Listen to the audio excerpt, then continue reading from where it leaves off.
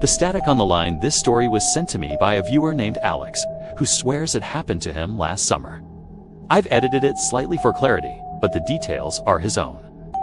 It's one of those stories that starts off ordinary, but takes a turn into something deeply unsettling. Here's what he wrote. Last summer, I was staying at my grandparents' old house in rural Vermont. It's a creaky two-story place surrounded by dense woods, the kind where the nearest neighbor is a mile away, and the only sounds at night are crickets and the occasional owl. My grandparents had passed a few years back, and my family was in the process of cleaning out the house to sell it. I volunteered to stay there for a week to sort through their belongings, mostly because I needed a break from city life and figured the quiet would do me good. The house still had a landline phone, an ancient rotary model mounted on the kitchen wall. It was one of those relics from the 80s, with a coiled cord and a dial that clicked with every turn.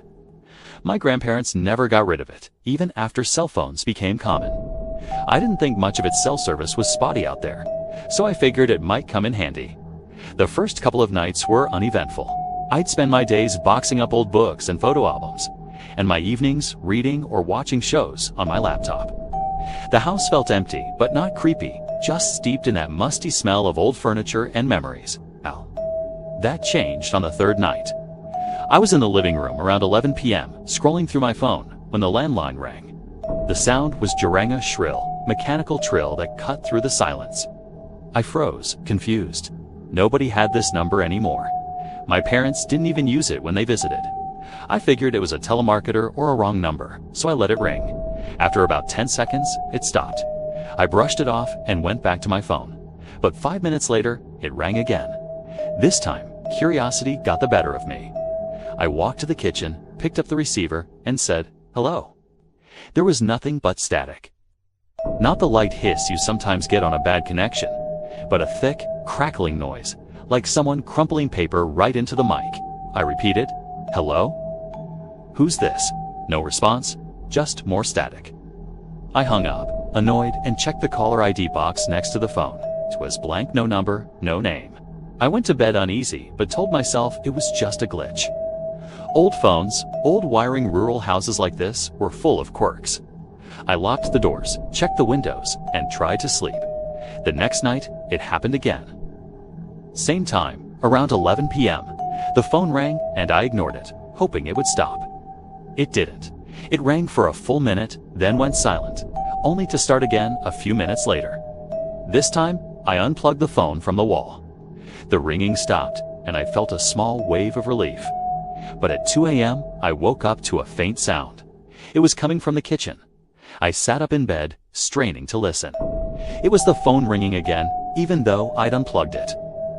My heart started pounding. I grabbed my phone to use as a flashlight and crept downstairs. The rotary phone was still disconnected, the cord dangling loosely, but the ringing was unmistakable. I stood there, frozen, as the ringing stopped. Then, from the receiver, which wasn't even connected, came that same crackling static. It was louder this time, almost rhythmic, like it was pulsing. I backed away, my hands shaking, and ran upstairs to grab my car keys. I was ready to drive to a motel, but when I got to my room, my phone, the one in my hand, started buzzing. The screen showed an incoming call from unknown. I didn't answer. I couldn't. The buzzing stopped, and a voicemail notification popped up. Against my better judgment, I played it. It was just static at first. But then, a voice broke through. Not clear, but distorted, like it was being filtered through water. It said one word. "Listen."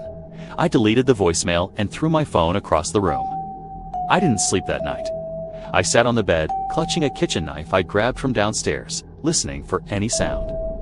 The house was silent, but I couldn't shake the feeling that something was waiting, just out of sight. The next morning, I called my dad and told him I was done. I didn't mention the phone calls. I didn't want him to think I was losing it. I packed my stuff and left that day. But before I did, I checked the phone one last time. The cord was still unplugged, but when I lifted the receiver, I heard it again. Static. And then that same distorted voice, clearer this time. It said, "You didn't listen." I dropped the receiver and got out of there. I haven't been back to the house since. My parents sold it a few months later, and the new owners apparently tore it down to build something else. I don't know if they ever experienced anything weird, and I don't want to know. But sometimes, late at night, when my phone buzzes with an unknown number, I don't answer. I can't shake the feeling that it's still trying to reach me. That's Alex's story. I don't know what to make of it, but the idea of a disconnected phone ringing in the middle of the night is enough to keep me up. If you've got a story like this, send it my way. Just make sure it's one I can read without losing sleep myself.